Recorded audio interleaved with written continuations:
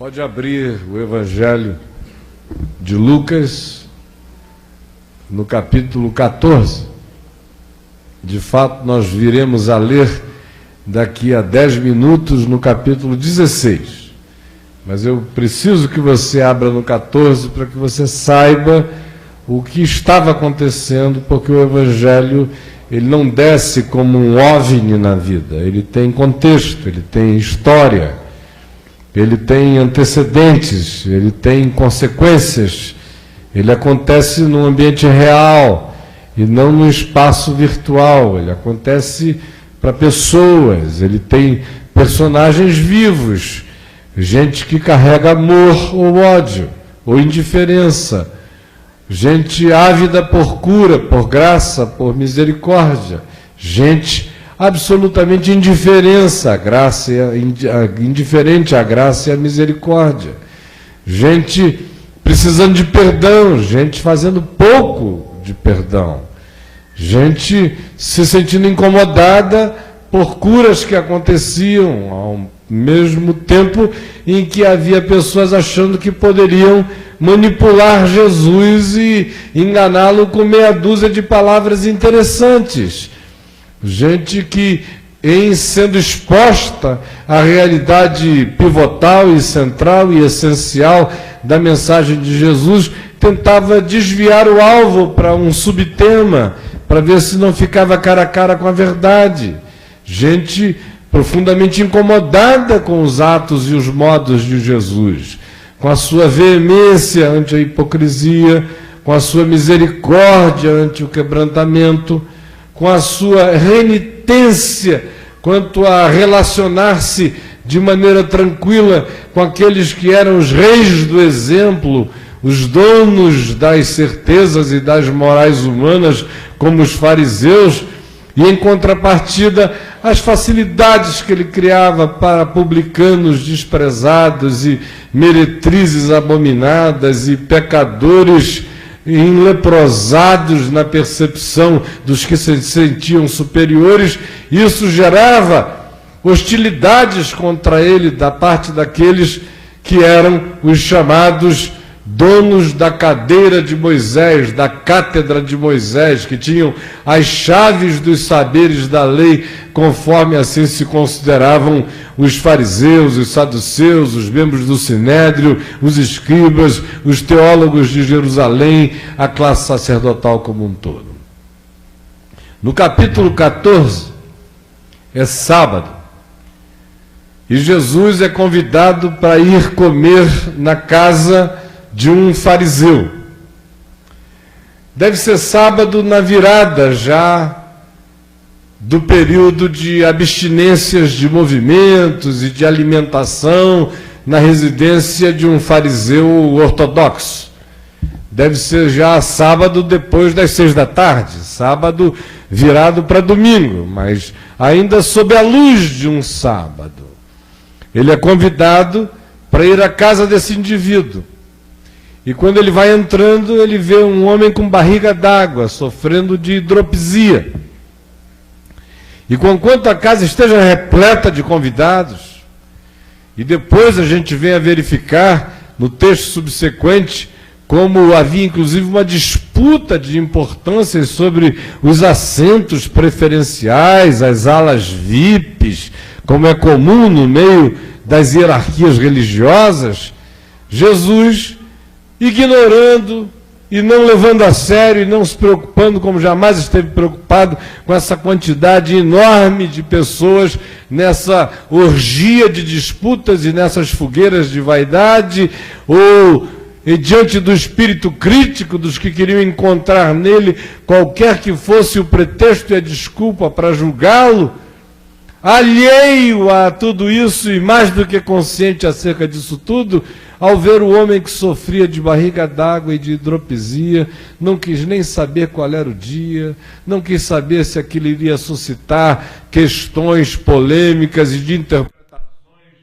ambivalentes. Ao contrário, ele bota logo a mão sobre a barriguinha do homem, vai aliviando dele aquele desconforto instalado nele, sabe Deus por quantos anos, e o cura, porque sabe que sob aquelas vestes festivais com as quais o homem com barriga d'água havia bem se vestido para ir à festa. O que havia era um ser sofrido, carente, doído, em desconforto, de modo que ele o cura e suscita imediatamente uma questão na casa. Hoje é sábado, a gente veio aqui para comer pão, não foi para curar o homem não, deixa ele comer com barriga d'água mesmo. Já tem água na barriga, não precisa nem beber, basta botar o pão para dentro, não dava para esperar até amanhã. Mas por que curar agora?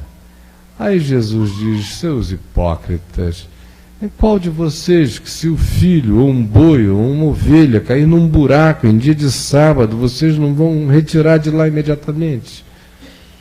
Vocês deixariam um filhinho ou netinho que caísse num buraco, ficar gritando a noite inteira só para virar o sábado, e vocês o retirarem de lá?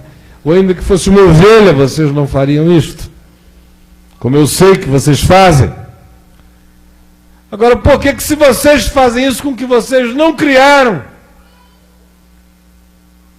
com o que não pertence a vocês, com o que é propriedade indébita, porque tem dono superior, por que não faria eu, então, com todos os direitos de criação e de amor de Deus, o que eu acabei de fazer, libertando esse homem dessa dor e desse desconforto? Aí, não sossegado, ele começa a olhar o pessoal que está no ambiente.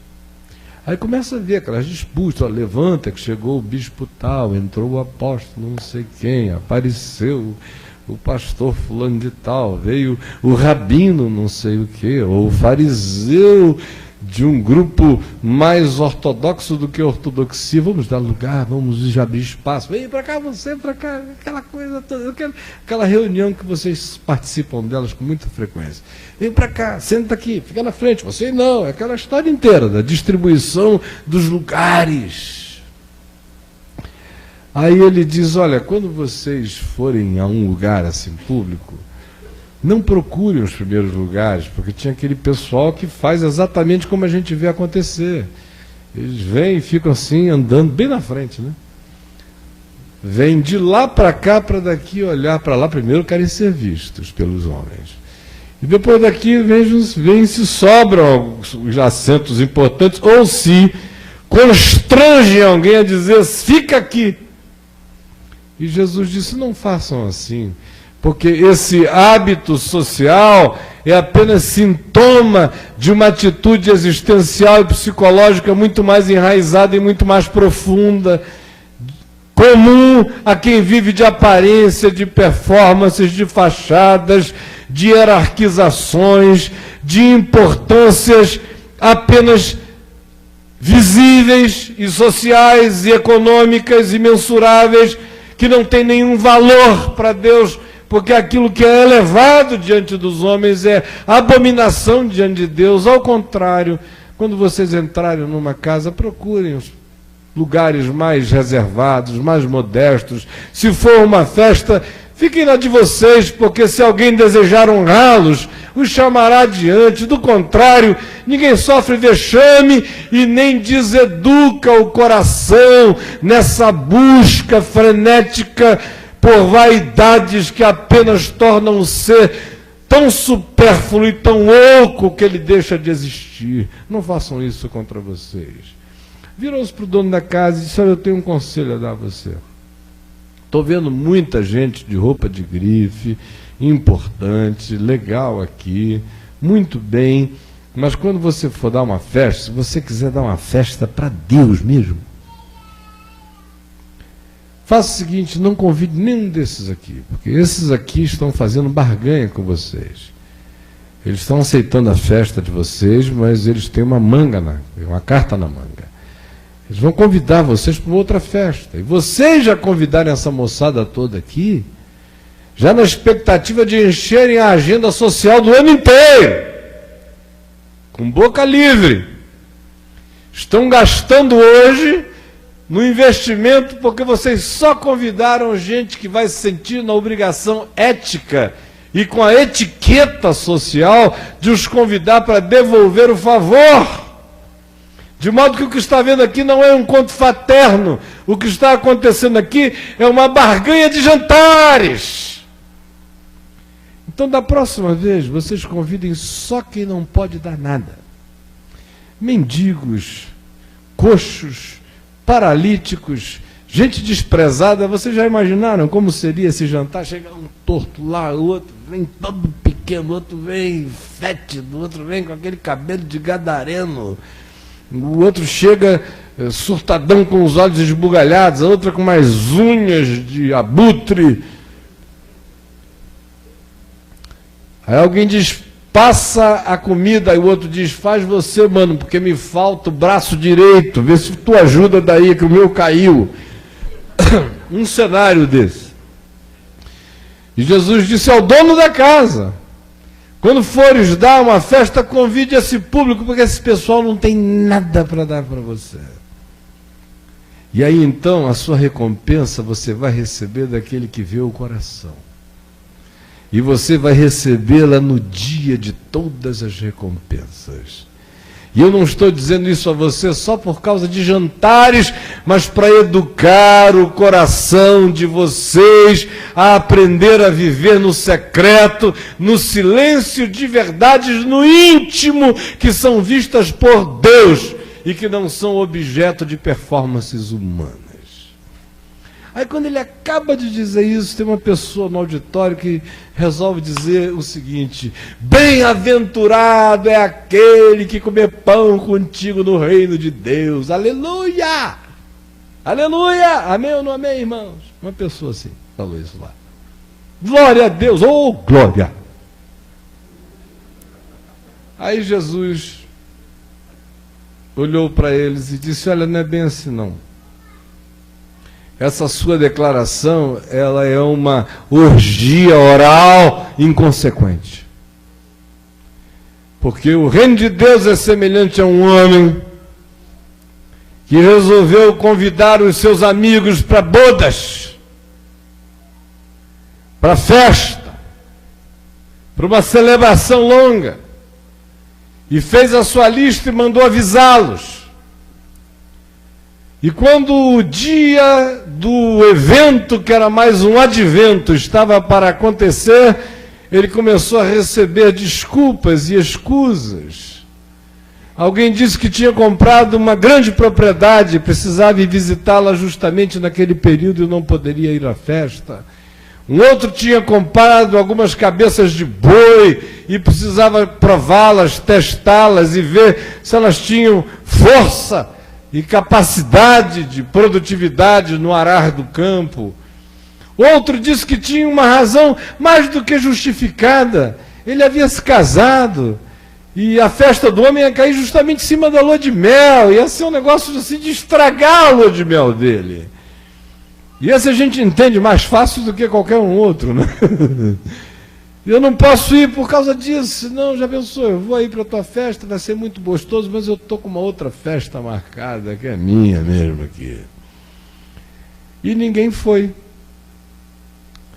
E Jesus disse que o dono da festa então chamou os seus servos e disse, agora vocês vão pelos atalhos, pelos becos, pelos guetos, pelas esquinas, pelos lugares escabrosos e escuros, e vocês convidem a quem vocês encontrarem, gente de qualquer tipo, de qualquer raça, de qualquer cara, com qualquer doença, com qualquer erisipela, com problema de pele, com problema nos olhos, com problema nos dedos, gente ereta, gente torta.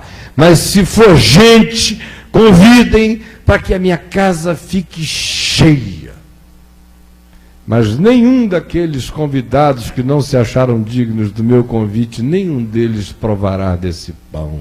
Respondendo à mulher super devota, que tinha resolvido acabar com a história da conversa sobre o jantar convidando gente simples para que a recompensa fosse feita só por Deus, com aquela intervenção que dizia, aleluia, bem-aventurado quem comer pão no reino de Deus, e Jesus estava dizendo, deixe de ser hipócrita, porque o reino está aqui, o convite está sendo feito, nenhum de vocês está se apresentando. É por isso que publicanos, meretrizes, pecadores, gente de outros lugares estão vindo, estão sendo acolhidos.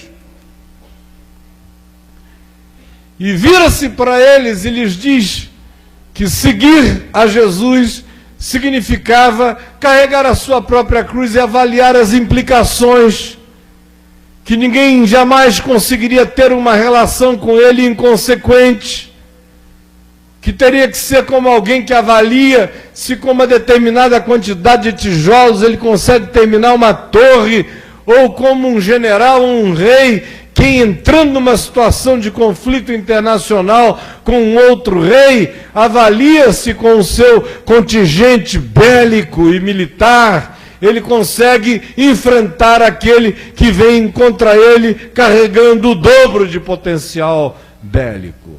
Do contrário, Jesus disse, não brinque disso, não arremede isto.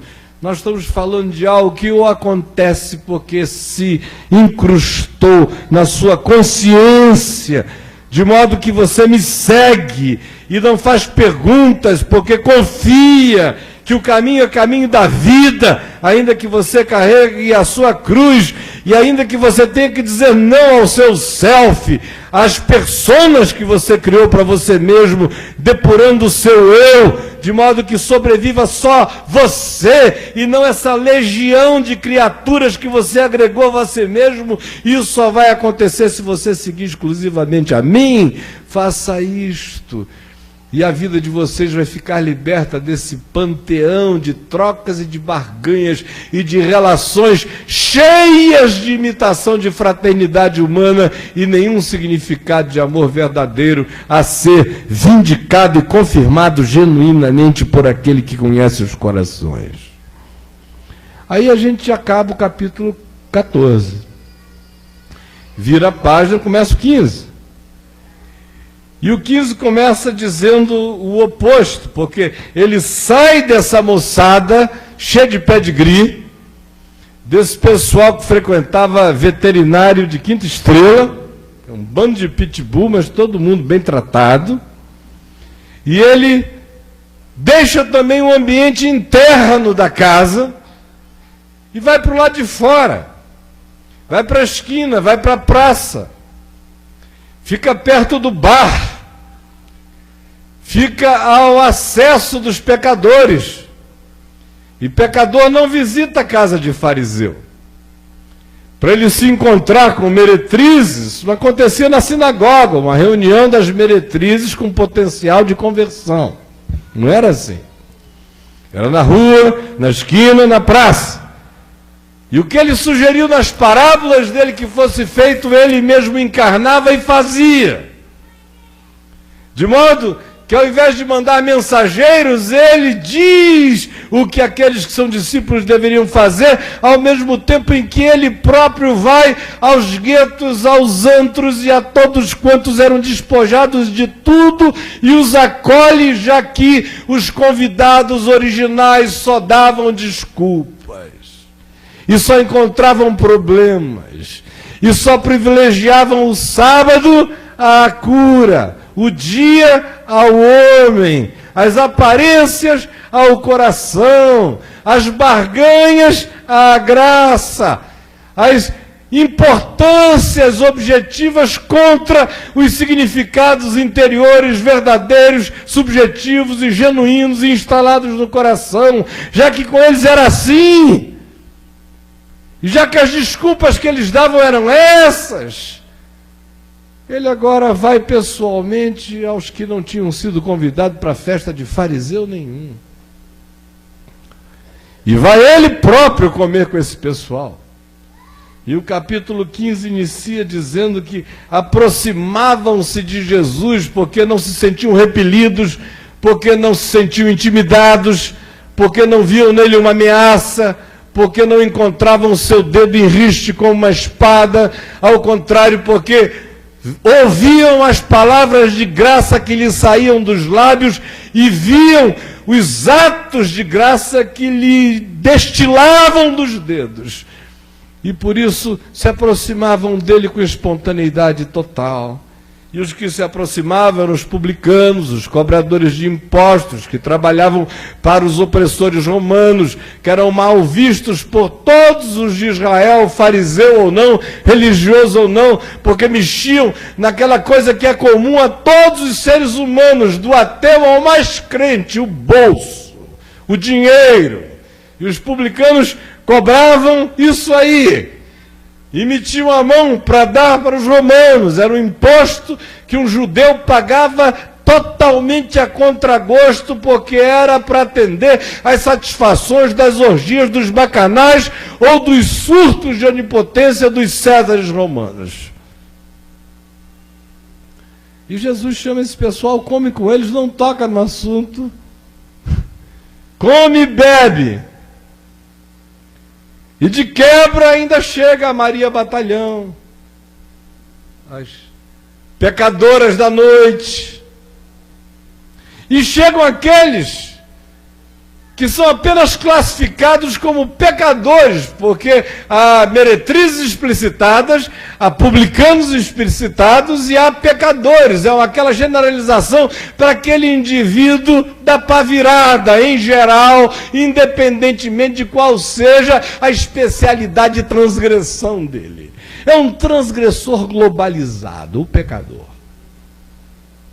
Se sentia à vontade para vir e conversar com ele, estar com ele. Aí nisto, o pessoal da festa, onde Jesus tinha estado, aquele mesmo pessoal do hidrópico, aquele mesmo pessoal que brigou pelos assentos, aquele mesmo pessoal que recebeu o conselho de fazer a antifesta, aquele mesmo pessoal que, em tentando ludibriar, Jesus não conseguiu e recebeu a confrontação quanto ao fato de que o reino estava convidando a todos eles para as bodas do amor de Deus e eles não estavam aceitando.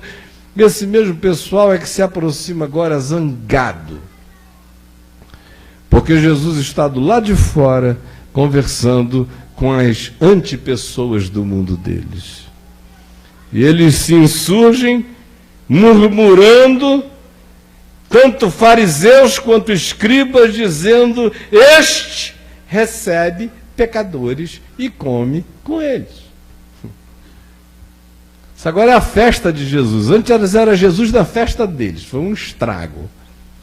Agora eles disseram: a gente vai estragar a festa de Jesus. Este recebe pecadores e come com eles. Aí Jesus ouve aquela história, sabe aonde eles querem chegar, e diz: olha, eu tenho umas histórias para contar a vocês. A minha festa é regada a histórias. A primeira história é de um pastor de ovelhas, que na hora de contar as suas ovelhinhas, ao cair da tarde, viu que dentre as 100 que ele tinha no seu contingente de ovelhas, no seu aprisco, estava faltando uma.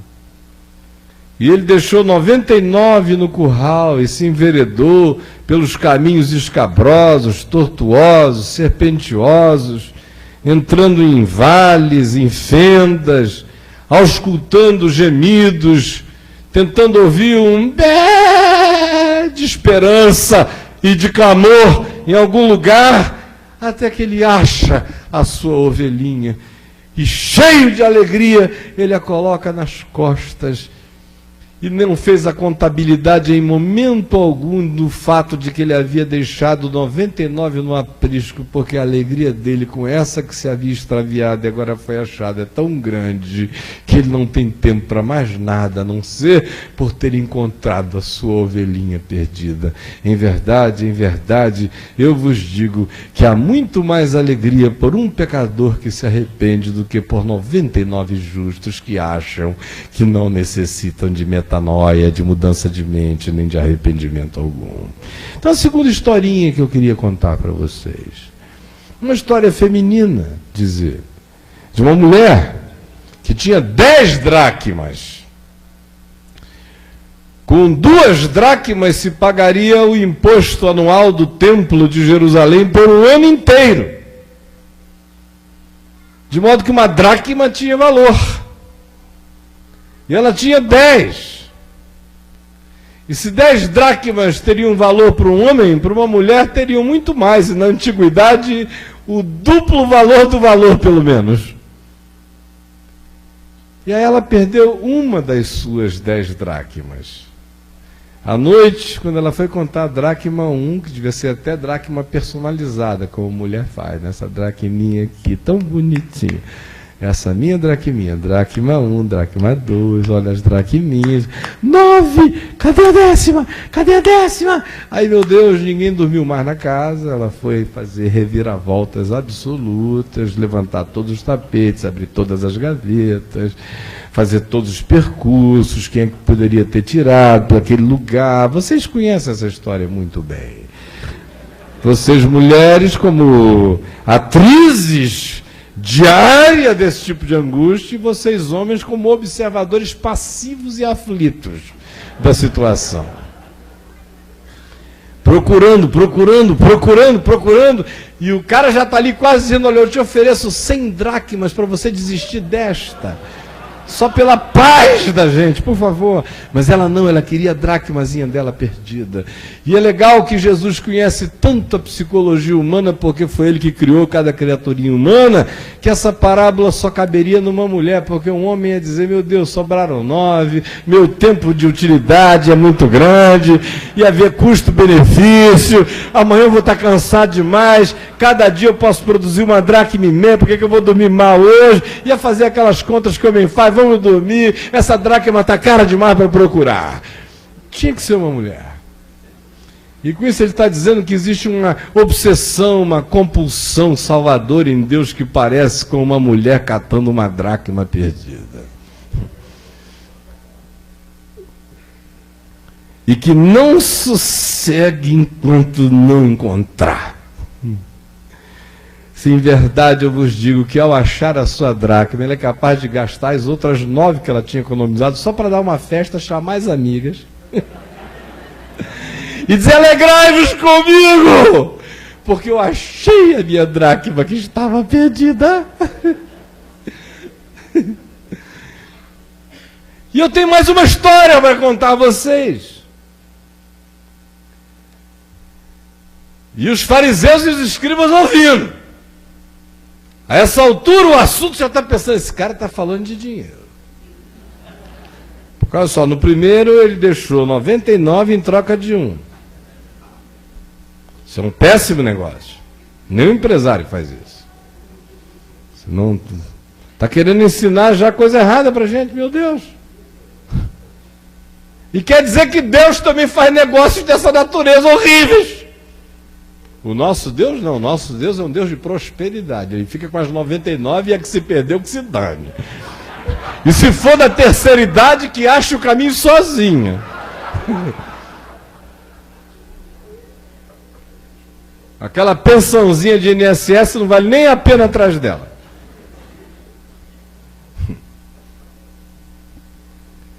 Mas eu tenho uma terceira história para lhes contar, e eles pensando em dinheiro. A primeira foi a contabilidade, 1 contra 99. Depois é 1 dracma contra 9.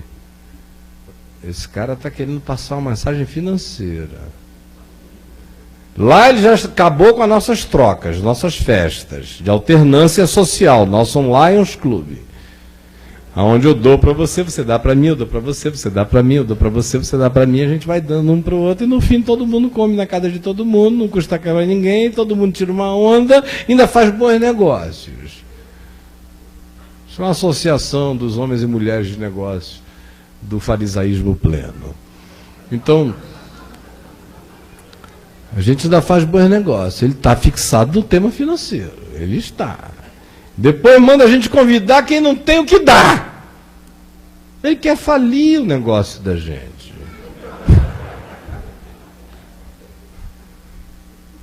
Aí Jesus disse, eu tenho uma terceira história para contar.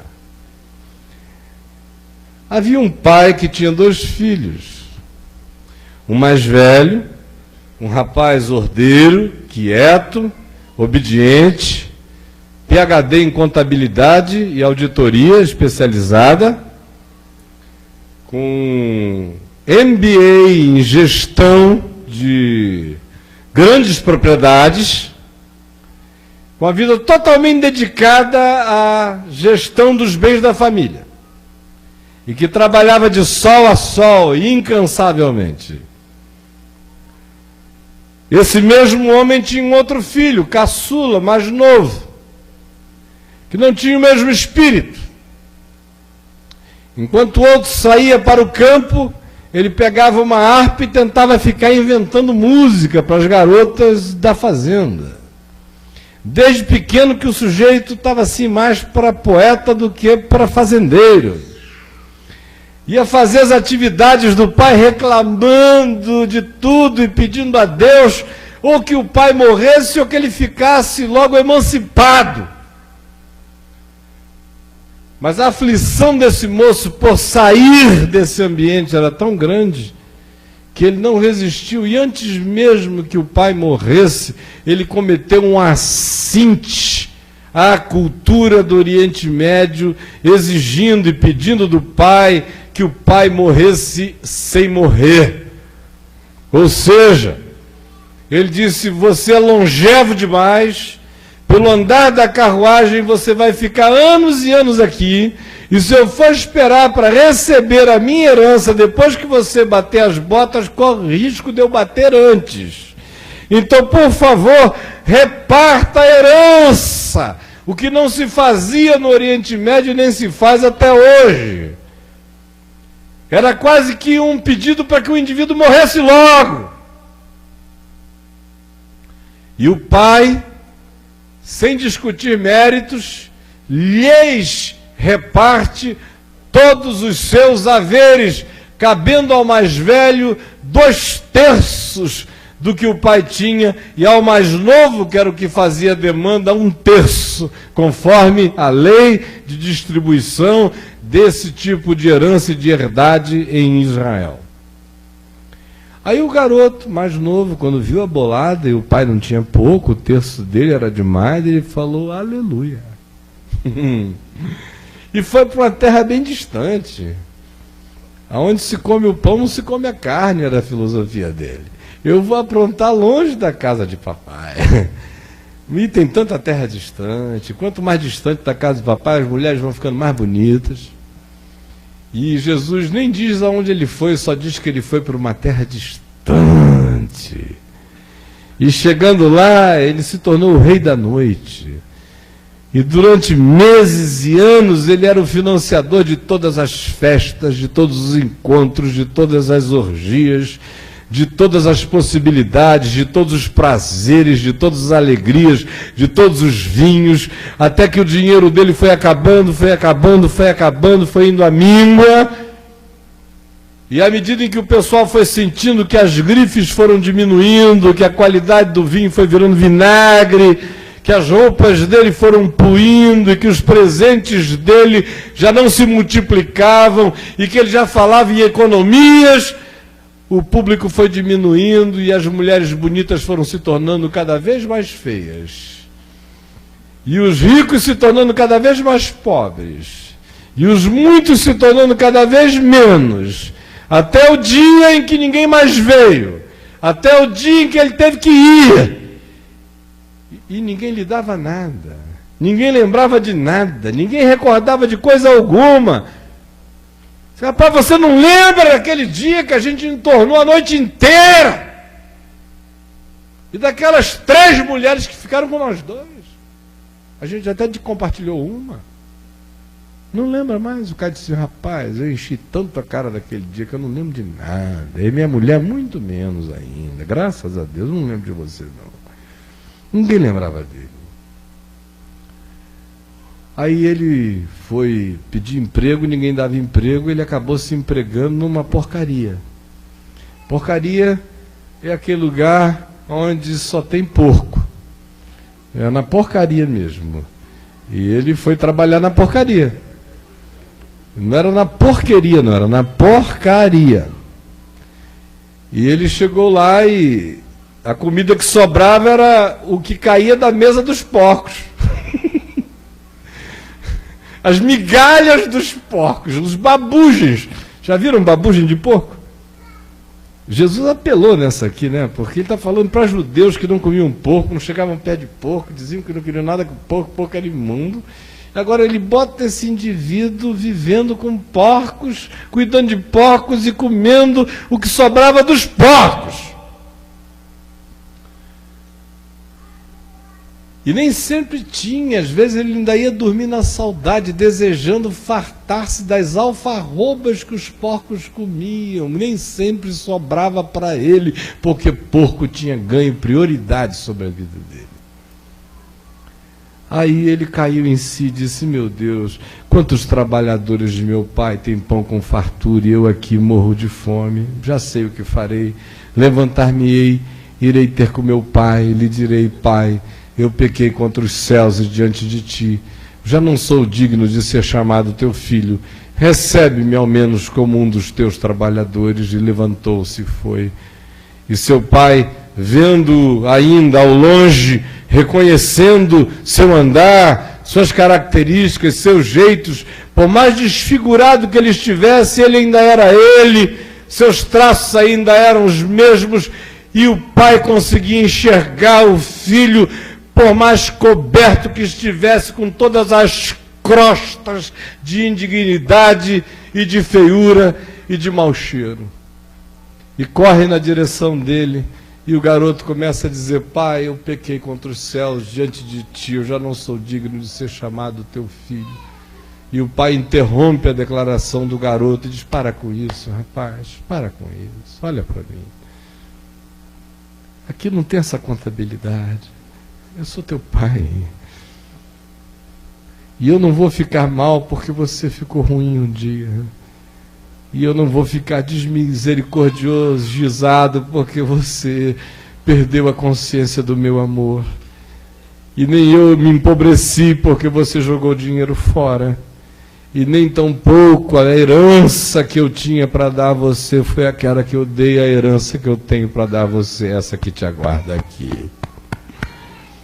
E chamou os empregados e disse: põe uma sandália nos pés do menino, um anel no dedo dele, vistam-no com uma roupa de gente, dêem um banho no garoto e perfumem-no e unjam-no, e mandem matar aquele novilho cevado e preparem um churrasco do melhor tipo e convidem a melhor banda da cidade para tocar, porque é necessário que nós nos regozijemos e nos alegremos, porque este meu filho estava morto e reviveu, estava perdido e foi achado.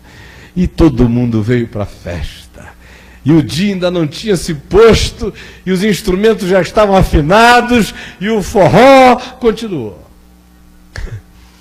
E eles estavam dançando felizes. Tem gente que pensa que isso aqui é uma alegoria. Jesus começou o ministério dele transformando água em vinho, não foi em suquita, numa festa de casamento. E Deus sempre que convida para uma coisa boa, nunca é para um jejum e oração, é para bodas, para uma festa, para isso. Deus gosta de festa, de muita festa. A Nova Jerusalém, lá não tem choro, não tem nada disso, é uma festa de gozo eterno, infinito e de perplexidades sem fim. Aí quando o filho mais velho vem chegando do campo, suado, cheio de carrapato, ralado, sabe, tinha se cortado no caminho, deu uma topada, entrou uma farpa no dedão dele, sentou errado umas urtigas, isso aí o bicho vem assim angustiado, ai meu Deus, a vida é má. Aí de repente ele chega e diz: ainda bem que eu tenho aquele irmão que deve estar em algum lugar distante, que não aparece mais aqui, porque se eu tivesse que ainda lidar com a vida do jeito que ela é, encarar aquele cara em casa tocando aquele violão dele, aí eu me suicidava de raiva. Aí quando ele vai chegando perto da casa, ele começa a ouvir aquelas músicas, né? Eram todas músicas do repertório do irmão. Isso o quê? Estão tocando isso aqui? Aí outra, o que foi? Uma crise de nostalgia no papai? Tá com saudade do mano, que eu não chamo mais nem de mano, aquilo ali é qualquer outra coisa, mas não é um mano. Aí quando ele foi chegando e vendo aquele povo todo dançando, porque Jesus disse, ouvindo as músicas e vendo as danças. Literalmente esse povo que foi a essa festa aqui não era evangélico, né? Porque senão eles não teriam ido. O senhor desculpe, a parábola é sua, é muito bonita, a gente entende a interpretação, mas nós não vamos entrar nessa sala não, senão nós vamos ser todos disciplinados. Porque pode ser até que Deus não ligue para isso, mas lá na igreja não escapa. E como a gente é mais fiel à igreja do que a Deus, aí a gente não entra não. O senhor não leva a gente a mal não, Senhor. Aí o rapaz chegou do lado de fora e chamou um criado lá dentro. Aí veio o moço. Falou, o que está acontecendo aí, rapaz? Me explica. E ele disse, foi teu irmão. Aí o cara já foi batendo aquela agonia nele, e a cabeça dele foi tremendo, ele se adrenalizou completamente, e os dentes rangeram e uma gagueira primal que o possuía em crises de surtos de raiva voltou, e ele começou a babar. E aí o servo disse, vai sobrar para mim. Aí eu falei, esse é um assunto para pai e filho, eu não me meto nessa história, eu não tenho nada a ver com isso. Falou, peraí que eu vou chamar teu pai. Foi lá dentro e falou, olha, o teu filho mais velho está lá fora, o Manassés Júnior, está lá fora, cheio de ódio, porque o Simão chegou aqui. E tu deixa uma festa, e pior do que isso, ele tinha uma fixação naquele novilho cevado que o senhor mandou matar. Ele tinha um negócio com o novilho há muitos anos, assim, ele passava e dizia, ai, novilhinho lindo. E quando ele soube que o bichinho está aí de perna aberta, rolando, assando, e que está todo mundo dançando, e que a banda está tocando, e que o anel está no dedo do homem, a sandália está no pé dele, e a roupa é bonita e brilhosa, e ele está perfumado e ungido, e mais, não está chorando num canto, aceitou o perdão, não brigou com o pai, não pediu uma quarentena e disse, não, adia essa festa porque eu preciso sofrer pelo menos 99 dias ou 318 vezes, mas eu preciso até eu poder aceitar o perdão.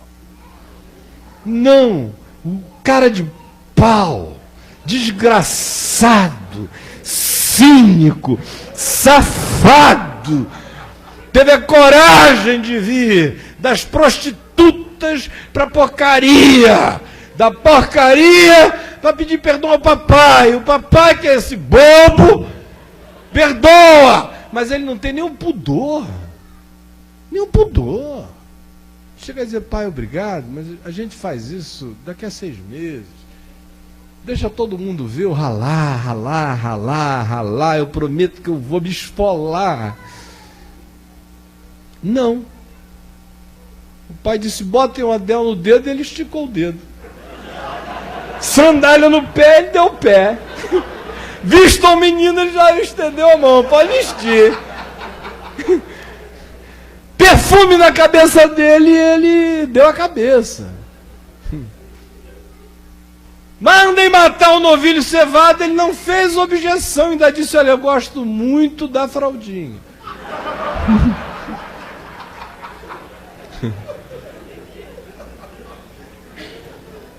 E quando o pai mandou buscar a banda, ele podia ter pedido um fado,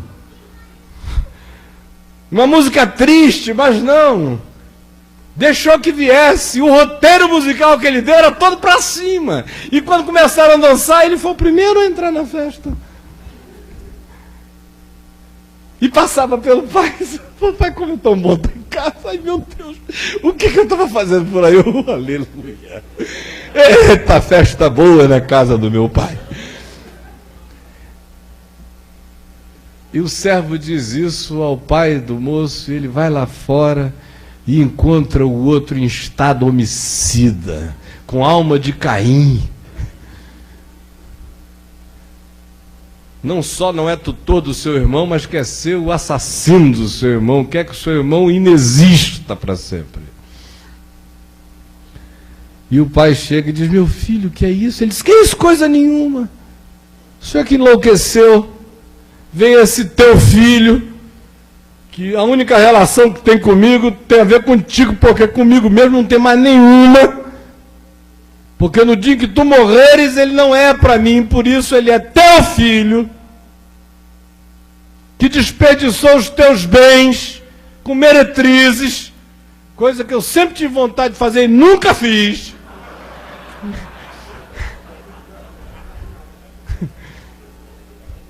Porque geralmente quando você vira uma pessoa assim, ela tem inveja do pecado do outro, que ela não cometeu, mas vive o tempo todo se masturbando em cima daquela fantasia. É um ser entupido de lascívia, que gastou os teus bens com meretrizes, e agora vem, e tu mandaste matar para ele o novilho cevado. Olha a fixação do homem no novilho. E nunca me deste sequer uma cabritinha para eu me alegrar com os meus amigos. No lugar do novilho, uma cabritinha servia. Aí o pai disse: meu filho, pare com isso, tudo que é meu é teu. O que era dele aqui ele gastou, que foi 1/3 da herança. Está na mão de todas as prostitutas da terra distante. Agora o que ficou aqui é teu. Se é meu, é teu mais ainda. Mas não se amesquinhe. Porque a gente não está falando de dinheiro, nem de terra, nem de propriedade, nem de trabalho, nem de homem, ora. A gente está falando de vida. Era necessário que nos alegrássemos e que nos regozijássemos, porque esse teu irmão estava morto e reviveu, estava perdido e foi achado, e procurava conciliá-lo. E Jesus termina a terceira história sem dizer se o rapaz aceitou entrar na festa ou não. Deixou para a gente decidir, deixou o rapaz sermos nós. Se a gente fica fora ou se a gente entra. Se a gente fica odiando a Deus por Ele perdoar tanto aos irmãos que a gente não ama, ou se a gente se deixa enternecer pelo amor do Pai e ama os irmãos a quem Ele perdoa, e entra na festa e dança as danças da alegria do Pai. Não satisfeito, Jesus contou uma quarta história, e foi a última para a alegria de vocês hoje à noite, não é? Senão eu iria até amanhã de manhã, já pensaram? E a quarta história, os fariseus e os escribas estão ouvindo, estão dizendo: o negócio desse cara é dinheiro. Vocês viram? Como ele não dá o menor valor para dinheiro. Foi esse sujeito que gastou tudo entre as meretrizes. Ele conta uma história onde acaba virando o herói da história, o gastador, o irresponsável. E ainda mais esse pai de atitude generosamente perdulária. Está ensinando tudo errado, está criando uma geração de gente sem lei, sem aquela ordem contábil, sem olho por olho, sem dente por dente, que no fim gera apenas uma sociedade de cegos e banguelas, não é? Porque olho por olho, dente por dente é assim, no fim fica todo mundo cego e todo mundo banguela, não sobra nada em ninguém. Olhos são só dois, eu arranco um teu, você arranca o meu. Você arranca outro meu, eu arranco outro teu. Aí a gente vai ter que trabalhar na boca, né? Aí no fim fica você cego e com a boquinha murcha, e eu também. A gente sem se ver e falando das coisas de Deus com muita piedade. Então, ele conta a quarta história. Já vi um homem rico, aí só estou dizendo, vai falir mais um. De um homem rico, que colocou alguém para ser seu administrador. E depois de um tempo ele ouviu dizer que o administrador tinha se mudado para Brasília.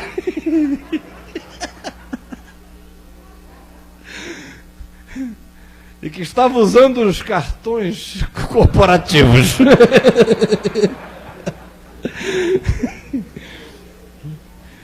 E ouviu dizer que o administrador estava fazendo negócios na China com o dinheiro dele.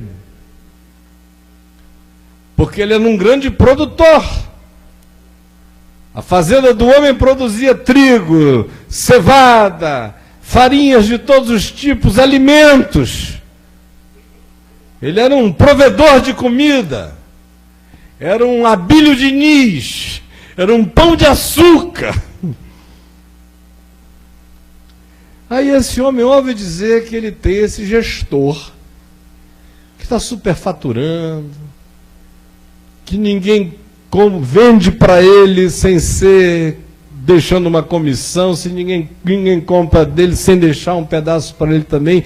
Nada se faz ali sem que ele engorde. Aí o dono do negócio disse, assim não vai ficar, eu vou mandar uma auditoria. A notícia chegou lá, o homem entrou em pânico, disse, meu Deus, eu fui apanhado. Tinha inclusive câmera e eu não vi, fui gravado. Tem provas. Estava recebendo dinheiro nos Correios, eu não sabia. Estavam gravando com aquela câmerazinha desgraçada. Ele tem provas, está vindo aí, vai acabar com a minha administração. E eu, o que eu vou fazer da vida se eu não fiz outra coisa? Eu sou especialista nisto. Eu sou a PhD em safadeza. Se me der um trabalho honesto, eu me emburreço na mesma hora. A minha mente só funciona assim, eu sou filho das trevas. E filho das trevas enxerga muito bem, especialmente contra os filhos da luz, que chegam assim otários, e a gente vai... toma tudo deles. Então a minha especialização é em engano. O que eu vou fazer agora? Trabalhar na terra, e enquanto eu vendo produtos da terra, mas eu mesmo botar a mão lá, jamais. Eu não quero nem ver esses sacos de silos, eu só quero saber o peso e o valor. E fazer a contabilidade. Agora, eu ir trabalhar na terra, jamais. De mendigar e ir para a esquina, eu também tenho vergonha. Pelo amor de Deus, né? Olha bem para essa carinha. Eu não. O que eu vou fazer? O que eu vou fazer? O que eu vou fazer? O que eu vou fazer?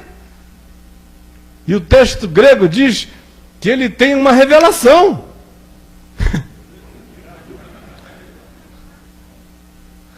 Quando ele diz aqui, já sei, o texto grego equivale a uma coisa tipo eureka. Uau! Sabe aquelas revelações? Acendeu a luz do professor Pardal da malandragem. Tchá! Uau! Já sei o que eu farei. No dia seguinte ele amanheceu com um esquema montado. Mandou um e-mail para todo mundo durante a noite, olha, reunião no escritório cedo, todos os credores, a partir das 8. Aquela fila de gente que devia ao patrão dele. E a auditoria chegando. Aí chega lá o primeiro e diz, quanto é que você deve ao meu patrão? Aí o cara disse, eu devo 100 coros de trigo. Ele falou, escreve 70 e está resolvido o assunto.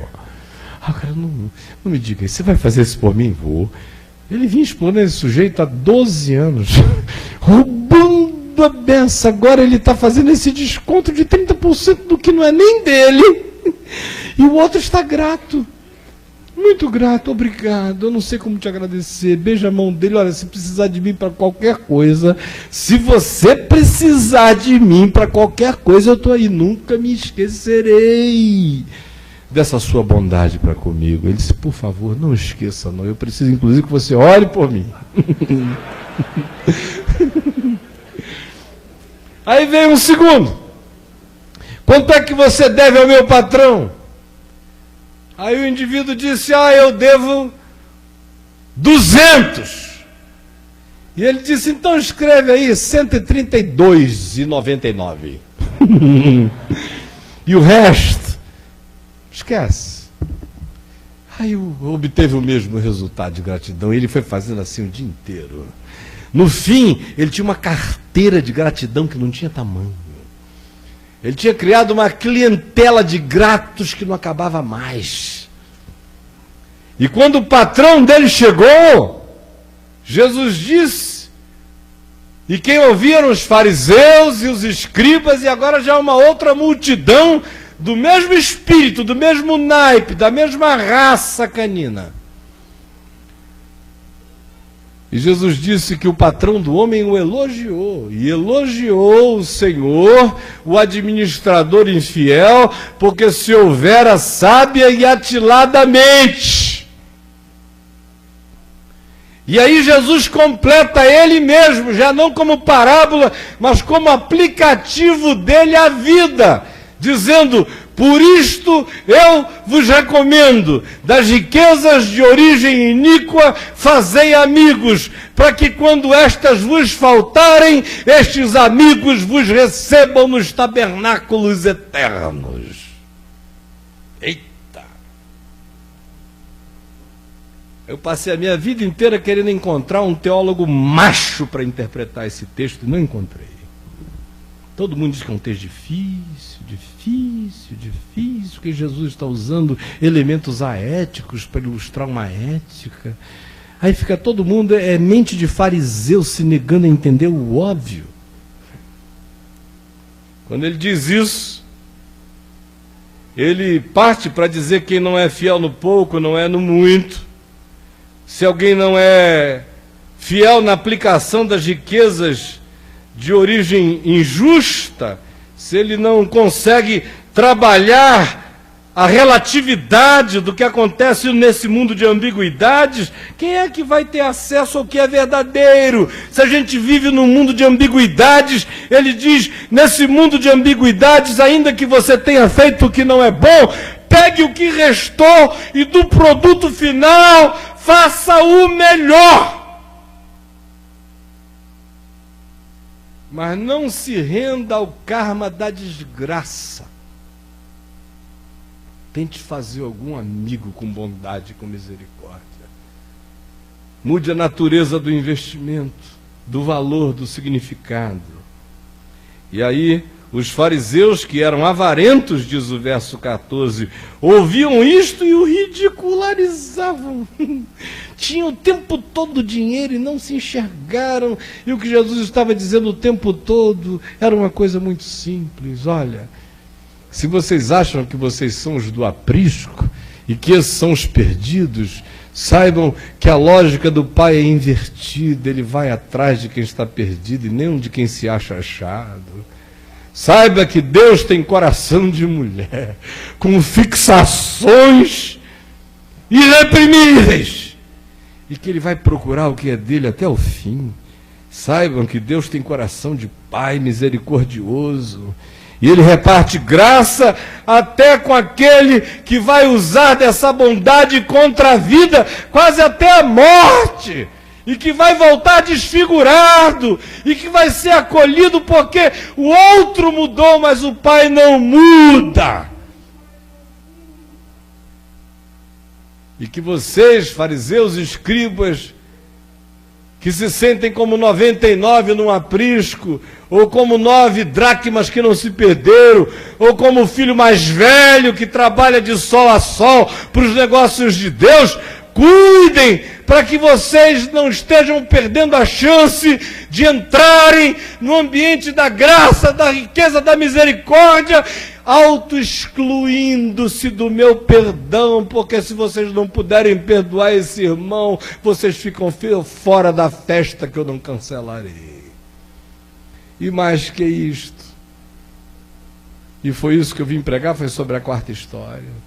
Eu só a introdução, mas eu prometo que eu termino em 5 minutos. Mais do que isto, todos vocês são administradores infiéis. Só existe administrador infiel no mundo. Alguém aqui acha que é melhor do que alguém? Todos aqui só lidam com iniquidade. Até a pombinha que se oferece por um sacrifício no templo viajou por mãos iníquas. O dinheiro que se usou para adquirir foi dinheiro que a gente não sabe a procedência. E a própria existência de algo chamado dinheiro já é manifestação de pecado, porque dinheiro significa que eu acumulo poder contra o outro que não tem poder, de modo que a vida será medida por quem tem poder para obter, e será malvada contra quem não tem poder de obter, de modo que na própria raiz daquilo que a gente chama dinheiro, habita a essência da iniquidade, porque Deus não criou a árvore do dinheiro, criou a árvore da vida. Então quem quer que lide com dinheiro tem que saber que está lidando com um movimento iníquo, que tem origem iníqua sempre. Não nasceu de santos. Santos dizem, vamos repartir. De Deus, tudo é vosso e vós de Cristo. Santos não pensam com essas categorias, então assumam que a origem é perversa, que divide o mundo, que faz de uns senhores e de outros escravos. E ele admite a realidade do mundo caído, e podendo discutir o significado desse mundo caído, ele prefere, no entanto, ser prático e dizer, já que as coisas são assim, e já que vocês são assim, então façam o melhor do que vocês puderem, porque aqui só tem administrador infiel. Aí você diz, eu não sou. Eu trabalhei no Banco do Brasil, me aposentei com honras. Eu devolvi até centavos. Não tem nada lá em casa que eu não tenha suado para ganhar, e eu sei. Mas não é disso que você está falando. Porque o teu patrão não é o Banco do Brasil, a gente está falando daquele que é santo, santo, santo. E aí diante dele todo administrador é infiel. Mesmo o mais fiel de todos. Mesmo o funcionário público mais Caxias. Mesmo o promotor do Ministério Público mais incorruptível. Os intocáveis dos homens são corrompidos para Deus. Só tem administrador infiel. Aí você diz, mas eu não faço imagens de esculturas, eu não violo os mandamentos de Deus. Eu não faço imagens de escultura não, você faz imagens psicológicas. Você tem os seus deuses apóstolos, bispos, você tem o seu panteão de adorações. É por isso que você anda debaixo da cobertura de uns e de outros, porque se o cara der na veneta dele que você agora não é mais de Deus e disser que não dá mais a cobertura, você vai secar pelo caminho e você acredita nessa macumba. E acredita, mas não faz imagem de escultura, você faz pior. Você é pagão, pagão, pagão, vivendo sob os auspícios de um bruxo, mas você não faz imagem de escultura. Você não toma o nome de Deus em mão, você não diz, Deus, vai para Nossa Senhora. Você não diz. Mas você toma o nome de Deus até para dar bom testemunho, porque tem gente que acha que para glorificar Deus vale mentir. O cara tinha uma gripe, a gente diz que foi uma tuberculose que Jesus curou. Tem gente que acha que para glorificar Deus vale contratar gente para ficar até curado em reunião de cura divina. Como eu conheço vários que contratam os paralíticos para ficarem curados naquela hora exata, e as luzes das câmeras já estão até marcadas com ponto de X e tudo. Só o povo bobo é que não sabia onde a cura ia acontecer, mas o diretor de imagens lá dentro já sabia, todos os doentes que iam ficar curados. Todo mundo pago para ficar? Não tomo o nome de Deus em vão, mas julgo os irmãos o dia inteiro. E tem uma língua que é igual ao inferno, que faz o diabo se sentir modesto perto da sua maldade e peçonha. Mas não tomo o nome de Deus em vão, nunca. Não honro o dia do sábado, mas honro o do domingo. E eu honro o domingo assim. Segunda nem tanto, né? Porque a gente já tem um trabalho danado no domingo, acorda cedo, para aquela escola dominical, participa daquela classe que repete as mesmas coisas, já sei que foi Abraão que gerou Isaac, que gerou Jacó, que teve 12 filhos, que Judá, que foi que procedeu, eu já sei, já aprendi essas coisas, que a Bíblia tem tantos livros, já sei as ordens, já sei tudo, aprendi o pacote doutrinário lá da igreja, já sei o que pode, já sei o que não pode, já sei também a etiqueta do gestual, já aprendi tudo isso. E no domingo eu dedico a isso. Eu ainda me ralo todo. Eu chego lá às 3 da tarde, sabe Deus como, depois daquela feijoada. Eu ainda entro naquele ônibus e chego lá e canto no primeiro coral, no segundo coral, no terceiro coral. E eu ainda ensaio. Eu ainda aceitei agora fazer uma visitação de hospital. E eu vou. E depois eu volto correndo, dou uma paradinha no ar livre, e eu entro na igreja suado, porque eu tenho que assumir meu posto de levita, que eu não posso perder, porque o dia do Senhor eu santifico. Só Deus sabe como é que eu santifico, porque a raiva que eu sinto da minha mulher para até chegar na igreja, e depois que eu chego lá, a vontade que eu sinto de matar aquela desgraçada, atrapalha a minha vida em tudo, sente ciúme de mim. E Deus me livre, é que eu tenho que me submeter a ungido do Senhor, gente. Se foi o Senhor que ungiu, a gente não pode questionar, mas que o cara é o diabo, é. E me opine o tempo todo, mas eu vou ficar. Eu honro o dia do Senhor. Eu também honro ao meu pai e minha mamãe. Minha mãe era uma idólatra, coitada. Eu não. Eu sou esse homem de Deus. Carrego esta Bíblia imponente. Estou educando a minha família nos caminhos do Senhor, estou honrando a meu pai e minha mãe. É verdade que no hebraico honrar significa pesar, medir, avaliar, entender, para melhorar o produto. Que honrar pai e mãe é melhorar pai e mãe na gente. Mas não com esse espírito de competição, mas com a alegria de quem pega o melhor do pai e melhor em nós, e o pior do pai e da mãe, e faz a abolição disso em nós. Mas honrar pai e mãe vai bem mais além do que isso.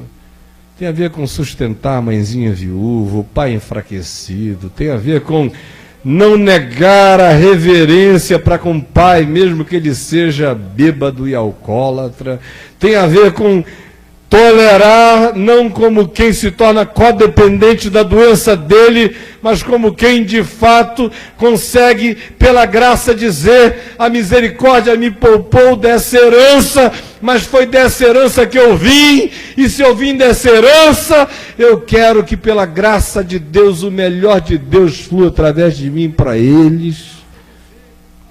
Mas a maioria logo diz: vamos quebrar a maldição hereditária, e com a maldição hereditária quebra o pai e a mãe junto também, o avô, a avó, quebra todo mundo.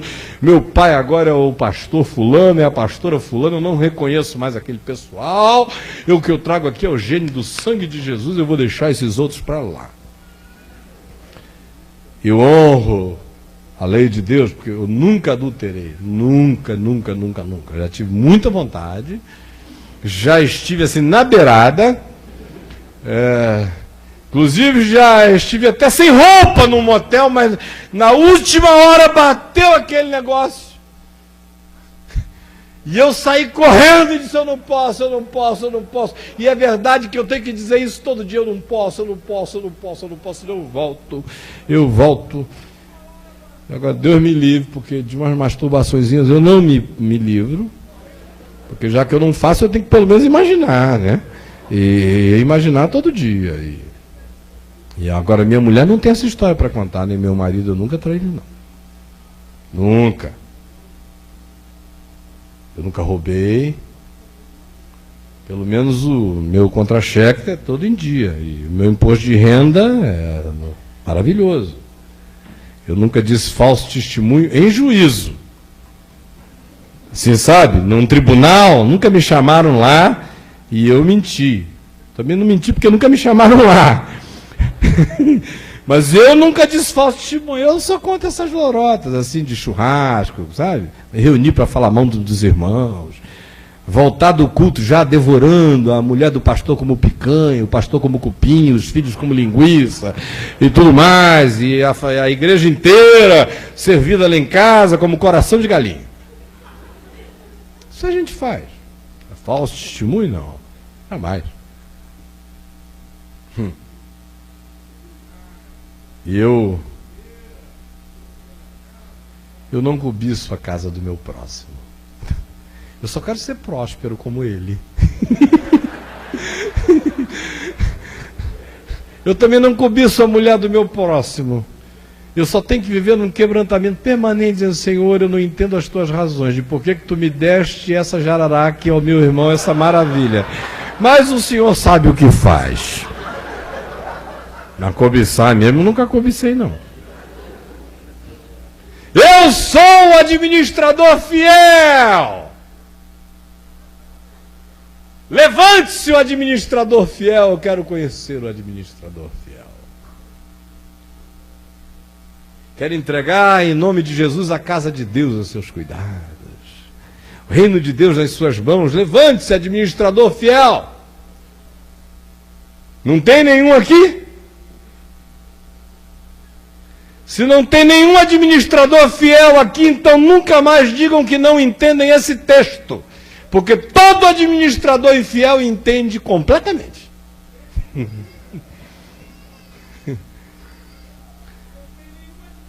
E aí sabem o que Jesus está dizendo? O que Jesus está dizendo é que na vida existe gente perdida se sentindo achada. Existe gente pensando o tempo todo no seu auto-engano, que Deus se satisfaz com aparências, com festas, com encontros, com fraternalismos, com dias santos, com obediências exteriores, com todas essas comunitariedades que não são nada mais, nada menos do que apenas troca de favores visando reciprocidades mais adiante.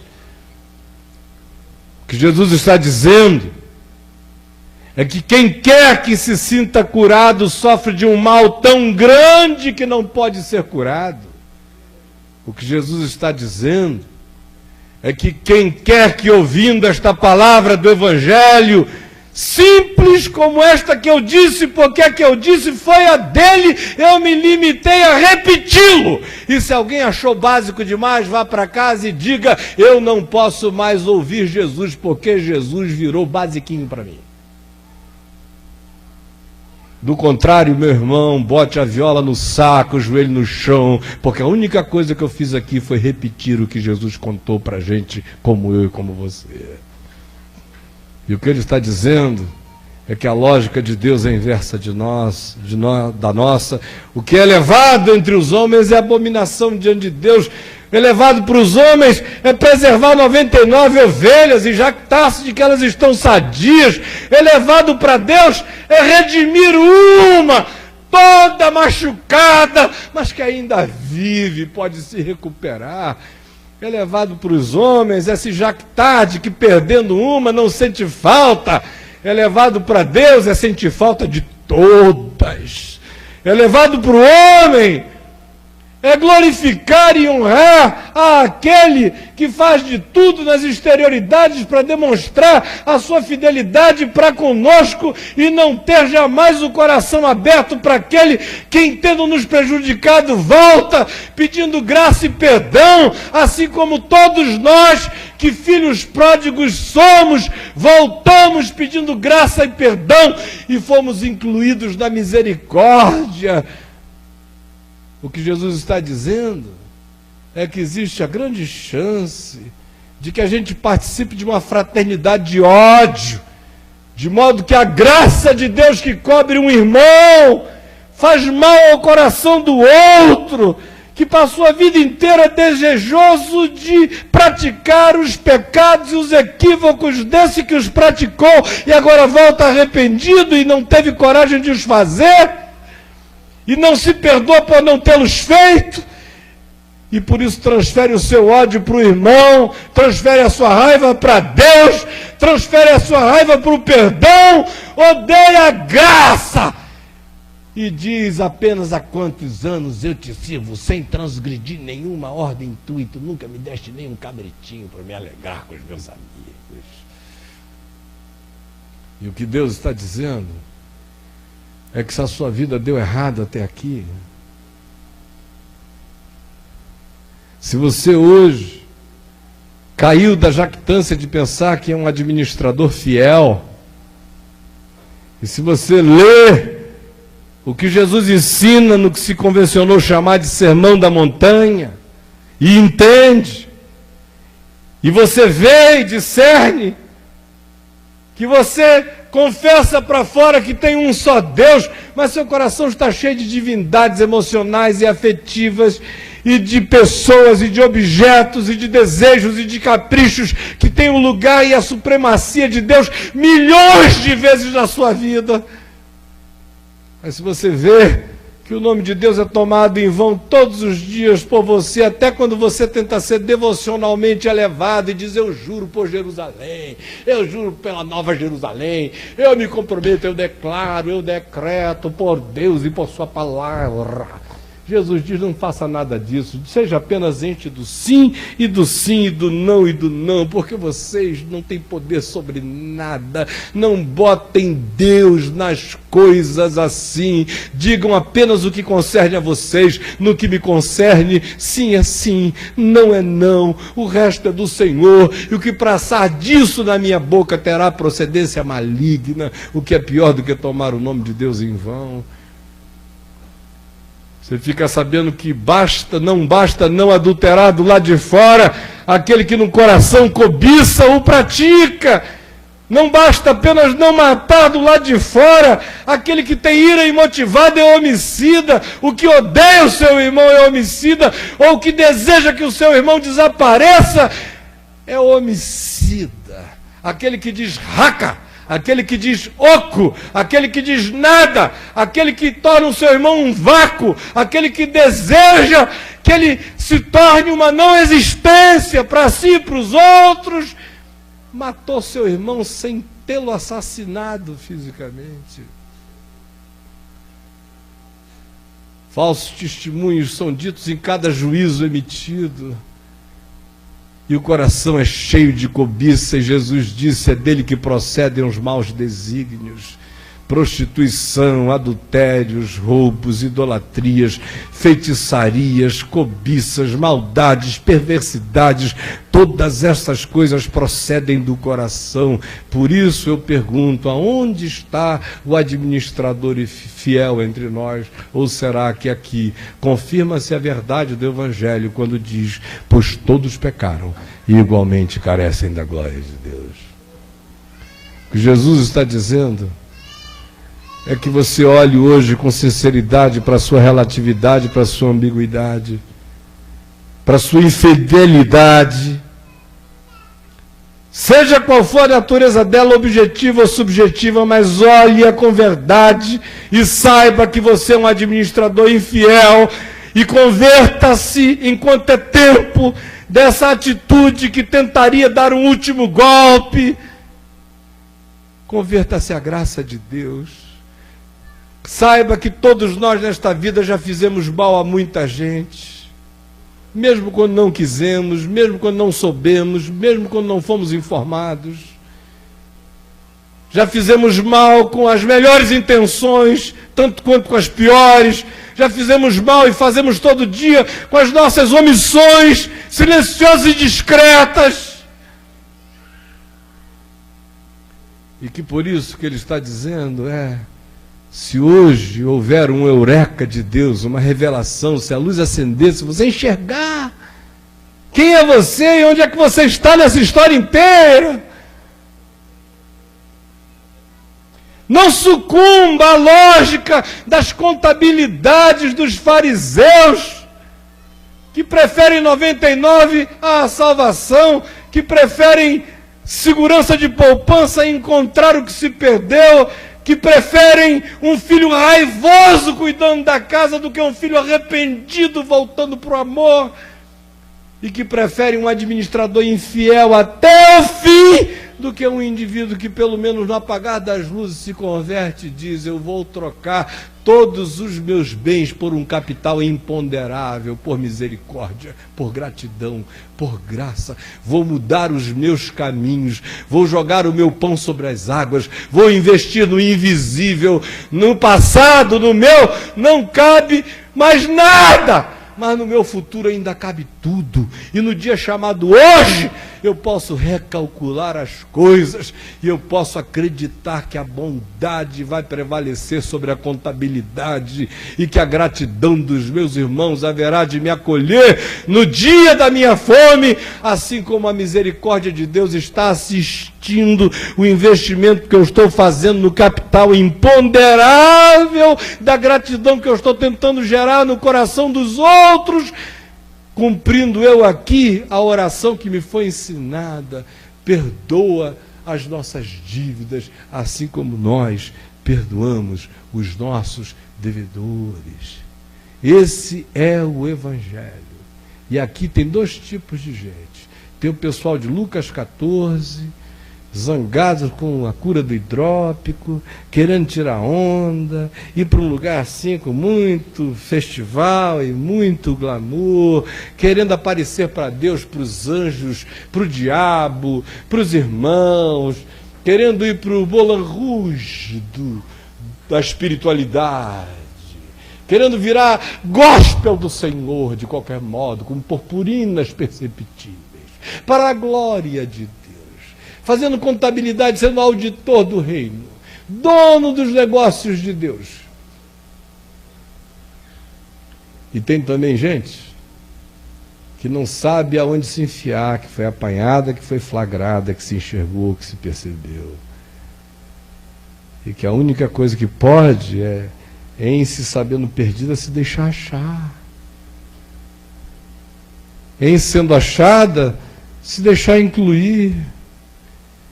Em se arrependendo e voltando, aceitando o perdão, e em ganhando uma luz, ainda que no apagar das luzes, pegando o produto que sobrou e do que restou, tentando fazer a coisa certa. E a coisa certa é investir naquilo que pode gerar graça para mim, porque os misericordiosos vão alcançar misericórdia. E eu quero que o meu coração pegue o que sobrou, e sempre sobra, e Deus é aquele que encontra a terra sem forma e vazia, porque Ele tanto é o Deus que cria, dizendo bara, criando, tirando do nada, como Ele é aquele que pega o que já existiu e se corrompeu e se deteriorou, e que está sem forma e vazio e recria, e põe vida e põe ordem, e pega o que restou e devolve esse indivíduo às esperanças dos tabernáculos eternos. Eu não sei quem é você hoje aqui, você é que define de que grupo você é. Ninguém precisa ser filho pródigo para aprender o amor do Pai. A gente pode ficar trabalhando na casa do Pai com amor e com fidelidade, aprendendo a graça de Deus. Ninguém tem que comer babugem para aprender isso. A gente só não pode deixar que nenhuma justiça própria, que nenhum espírito religioso, que nenhum tipo de currículo vitae, que qualquer que seja o que um dia nos ensinaram, se interponha entre nós e a graça de Deus, pedrando a nossa consciência e nos impedindo de sermos pessoas capazes de voltar, capazes de se deixar abraçar, acolher, e capazes de dizer um eureka, ainda que seja na última hora, e dizer: chega de estupidez, chega das lógicas da malandragem, eu vou me entregar à lógica da graça, que eu vou me entregar, eu vou dar, eu vou perdoar, eu vou franquear caminhos, eu vou facilitar jornadas, porque eu sei que assim fazendo, e usando de misericórdia, eu vou alcançar misericórdia. O que Jesus está dizendo é que o administrador infiel se tornou misericordioso, pelo menos por malandragem. Mas fez isso, atilada e sabiamente, ao invés de permanecer na burrice das contabilidades que enterram o nosso ser, não nos abrem jamais para a possibilidade de nos convertermos ao que a graça de Deus pode fazer de novo em nós hoje. Minha pergunta a você é uma só: quem é você nessa história toda? Conte para você mesmo e conte agora. Vamos ficar em pé e vamos orar.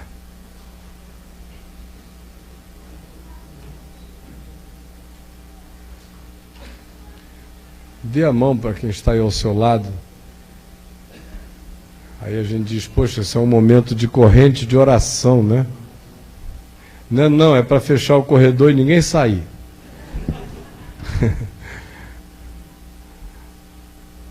Agora, se você quiser sentir bem a mão do seu irmão, ela está gelada, quente,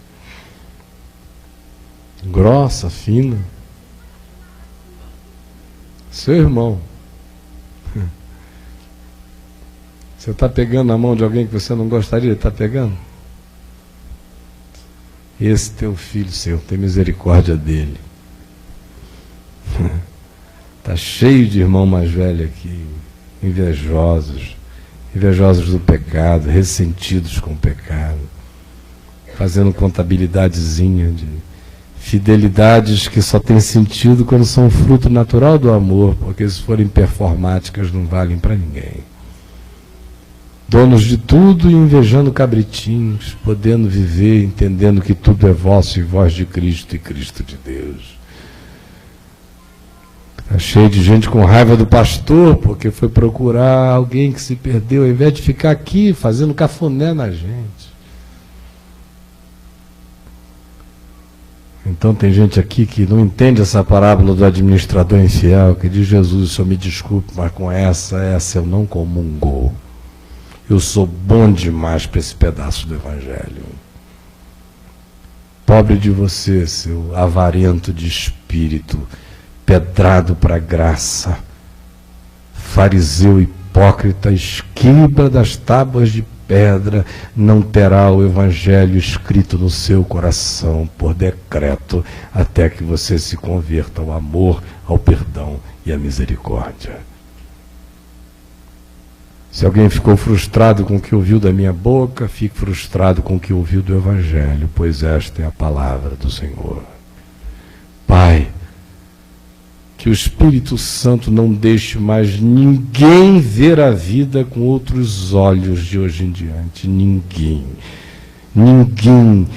Que essas lentes que o diabo colocou tenham sido rasgadas. Que todas essas falsas interpretações que nos foram dadas sejam abolidas. E Espírito Santo, eu te peço que o Evangelho das histórias simples, das parábolas, das verdades eternas e imutáveis, tenha entrado dentro de nós, de modo que nós nunca mais consigamos ver a vida de outro modo. E nunca mais consigamos nos ver de outra forma. E nos ajuda a andarmos com temor e tremor, porque nós somos todos gestores de tesouros iníquos, de ambiguidades, de ambivalências. Nós somos todos aqueles que não são. Pelo amor do teu nome, permite pegar o que restou aqui, do que sobrou de vida, do que sobrou de energia, da consciência nova que nasceu. Permite-nos agora, chamar todo mundo de volta e dizer, olha, deixa isso para lá, deixa isso para lá, deixa isso para lá, deixa isso para lá, deixa isso para lá, deixa tudo para lá. Nós somos todos literalmente farinha do mesmo saco. Eu só ficava daqui explorando vocês. Deixa para lá, não era meu. Eu só estava fazendo gestão, sendo um mediador perverso daquilo que não é meu. Ao invés de estar distribuindo justiça e graça, eu estava com espertezas e apropriações indébitas, e roubo, e exploração, e engano, e manipulação. E eu me arrependo hoje. E eu quero dizer a toda criatura que está tudo pago, que ninguém deve mais nada a ninguém. E eu quero pedir a Ti, ó Pai, que tenhas misericórdia de mim, que já cobrei o que não devia, que já impus o que não podia, que já me apropriei do que não era meu. Quero pedir por tua misericórdia hoje, que do que restou da consciência que eu ganho agora, tu me ajudes a fazer o melhor. Que seja tudo feito em perdão, em graça, em amor, em facilitação da vida, para que a gente vá fazendo amigos nos céus e na terra, e distribuindo graça, a mesma graça que nós temos recebido abundantemente, escandalosamente da tua parte. Eu peço que seja assim, e que isso gere gente fiel e não gente infiel, que isso gere gente grata e não gente perdulária, que isso gere gente achada e não gente descansada para enganar, que isso gere o que o Evangelho gera, gente convertida ao amor de Deus, e que volta para a casa do Pai, entra na festa não porque é cínico, entra na festa apenas porque é grato. Por favor, que essa tua verdade eterna seja plantada em cada um aqui. E eu saberei que não vim aqui em vão, nós não nos reunimos em vão. Em nome de Jesus e para a glória de Jesus, hoje e eternamente. Amém e amém.